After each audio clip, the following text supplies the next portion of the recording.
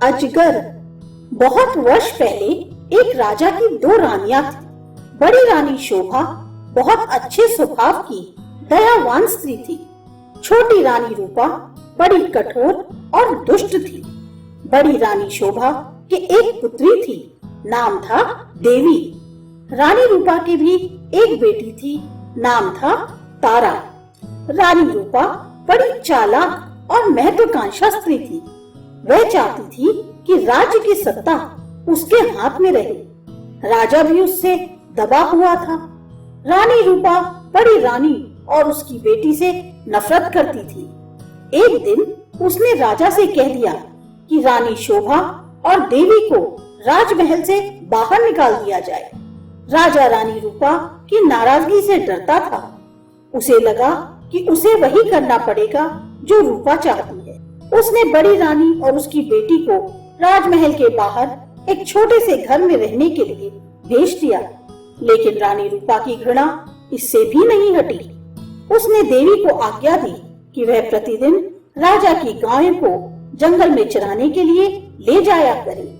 रानी शोभा यह अच्छी तरह जानती थी कि यदि देवी गायों को चराने के लिए गई तो रानी रूपा उन्हें किसी और परेशानी में डाल देगी। इसलिए उसने अपनी लड़की से कहा कि वह रोज सुबह गायों को जंगल में चरने के लिए ले जाया करे और शाम के समय उन्हें वापस ले आया करे। देवी को अपनी माँ का कहना तो मानना ही था, इसलिए वह रोज सुबह गायों को जंगल में ले जाती।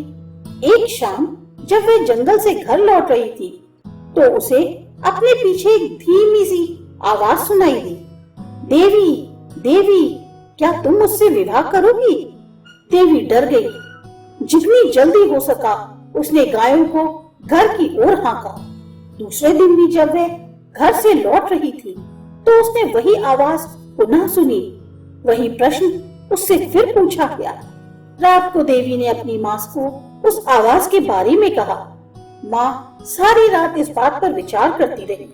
सुबह तक उसने निश्चय कर लिया कि क्या किया जाना चाहिए। सुनो बेटी, वह अपनी लड़की से बोली, मैं बता रही हूँ कि यदि आज शाम के समय भी तुम्हें वही आवाज सुनाई दे तो तुम्हें क्या करना होगा?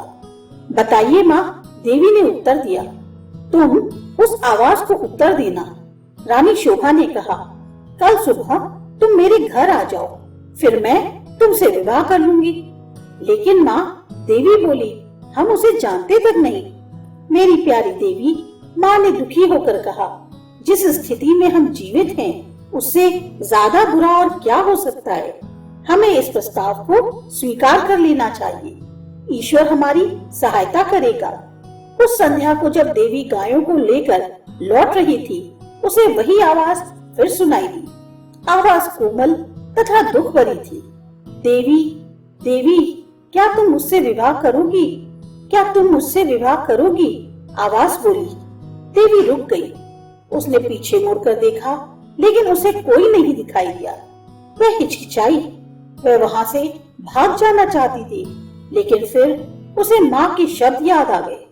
वह जल्दी से बोली, हाँ, यदि कल तुम सुबह मेरे घर आ जाओ तो मैं तुमसे विवाह कर लूंगी। तब वह बड़ी तेजी से गायों को हाँकती हुई घर चली गई। अगले दिन सुबह रानी शोभा जरा जल्दी उठ गई। उसने जाकर बाहर का दरवाजा खोला, देखने के लिए कि कोई प्रतीक्षा तो नहीं कर रहा।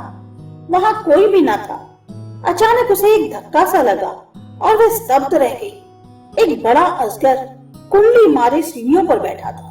रानी शोभा सहायता के लिए चिल्लाई। देवी और नौकर भागे भागे आए कि क्या बात है। तभी एक आश्चर्यजनक बात हुई। अजगर बोला, नमस्कार। उसका स्वर बहुत विनम्र था। मुझे निमंत्रित किया गया था, इसलिए मैं आया हूँ। आपकी लड़की ने मुझसे वायदा किया था कि यदि मैं सुबह घर आ सकूं तो वह मुझसे विवाह कर लेगी। मैं इसलिए आया हूँ। रानी शोभा की समझ में नहीं आ रहा था कि वह करे तो क्या करे। उसे तो यही आशा थी कि किसी दिन कोई सुंदर नौजवान उस लड़की से विवाह करने आएगा। उसने ये कभी नहीं सोचा था कि वह अजगर होगा। एक नौकर भागकर रानी रूपा के पास गया और उसने सारी घटना बतला दी। रानी यह सुनकर प्रसन्न हुई। वह उसी समय अपने नौकरों के साथ रानी शोभा के घर गई। यदि राजकुमारी देवी ने किसी के साथ विवाह का वायदा किया है, वह बोली, तो उसे अपना वायदा अवश्य निभाना चाहिए। रानी होने के कारण यह देखना मेरा कर्तव्य है कि वह अपना वायदा पूरा करे। उसी दिन विवाह हो गया।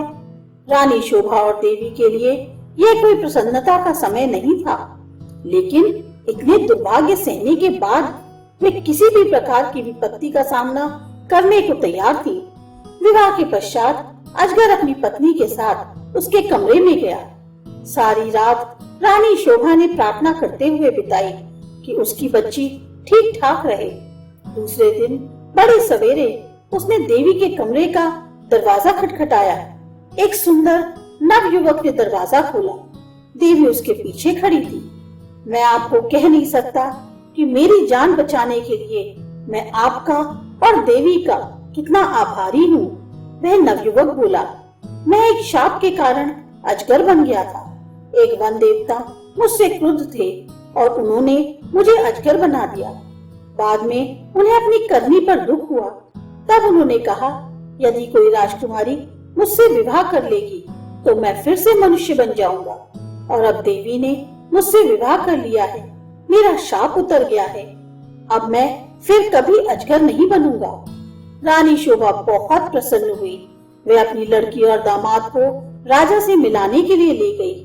यह बड़ी विचित्र घटना थी। चारों ओर से लोग इस विचित्र नव युवक को देखने राजमहल में आने लगे।